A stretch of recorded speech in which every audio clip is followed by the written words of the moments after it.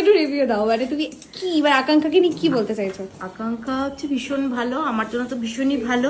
আমি এখানে 2000 সাল থেকে আসছি। আচ্ছা। মানে আমার মুখে ভীষণ ব্রণ ছিল, দেখে মানে বোঝা গর্ত যাচ্ছে গর্ত না। ছিল।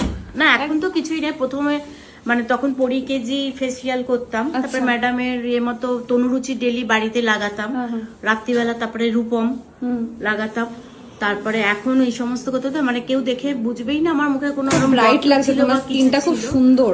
আর এখন তো আমি অন্নলিপ উইথ থার্মো করি, আর ওই জন্য আমাকে অনেক দূর থেকে আসতে হয়। কোথা থেকে এসছো তুমি?